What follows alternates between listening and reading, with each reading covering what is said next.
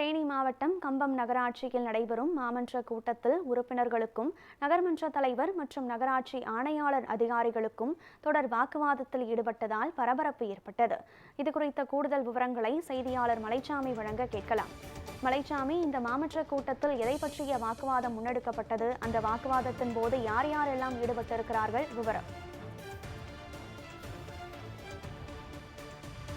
வணக்கம் கனகதாரா. தேனி மாவட்டம் கம்பம் நகராட்சியில் 3 மாதங்களுக்கு பிறகு இன்று நகர்மன்ற தலைவர் வனிதா நெப்போலியன் தலைமையில் நகராட்சி ஆணையாளர் உமாசங்கர் முன்னிலையில் நகரசபை மாதாந்திர கூட்டத்திற்கு ஏற்பாடு செய்யப்பட்டு நகரசபை கூட்டம் கூட்ட நகராட்சி கூட்டரங்கில் நடைபெற்றது. இந்த கூட்டத்திற்கு கவுன்சிலர்கள் வருகை புரிந்தனர். வழக்கம்போல் கூட்டத்தை உறுதிமொழியுடன் நகர்மன்ற தலைவர் வனிதா நெப்போலியன் தொடங்கி வைத்தார். அதனைத் தொடர்ந்து 27 தீர்மானங்களை நிறைவேற்றுவதற்கு தீர்மானங்களை நகராட்சி பணியாளர் வாசித்தார்.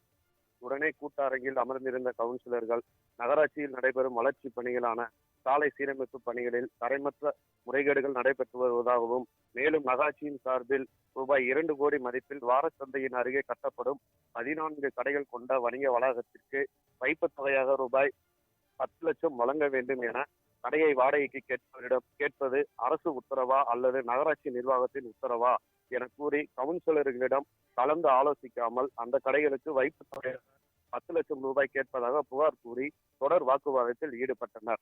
வளர்ச்சி பணிகளில் நடைபெறும் முறைகேடுகள் குறித்தும் வணிக வளாக கடை வைப்பு தொகை நிர்ணயம் செய்தது குறித்தும் ஆணையாளர் பணியாளர்களிடம் கவுன்சிலர்கள் கேட்டபோது முறையாக பதில் அளிக்கவில்லை என கூறி அவரை முற்றுகையிட்டு தொடர் வாக்குவாதம் மற்றும் அமளியில் ஈடுபட்டனர். இதனால் நகர்மன்ற கூட்டரங்கில் சலசலப்பு மற்றும் பதட்டமும் நிலவியது. இதனை பார்த்த நகர்மன்ற தலைவர் உடனடியாக தீர்மானங்கள் அனைத்தும் நிறைவேற்றப்பட்டதாக அறிவித்து நகர்மன்ற கூட்ட அரங்கை விட்டு வெளியே சென்றார். அதிகாரிகளிடம் நிறைவேற்றப்பட்டதாக கூறிய தீர்மான புத்தகத்தை கைப்பற்றி கிழித்து எறிவதற்கு நகர்மன்ற உறுப்பினர்கள் முயற்சி செய்தனர். இதனால் பரபரப்பும் ஏற்பட்டது. மேலும் தீர்மான கூட்டரங்கில் முறையாக வாசித்து நிறைவேற்றப்படாமல் நகர்மன்ற தலைவர் நிறைவேற்றியதாக கூறியதற்கு எதிர்ப்பு தெரிவித்து நகர்மன்ற கூட்டரங்கில் தொடர்ந்து அமர்ந்து தர்ணா போராட்டத்தில் ஈடுபட்டு வருகின்றனர். கனகதுர்கா.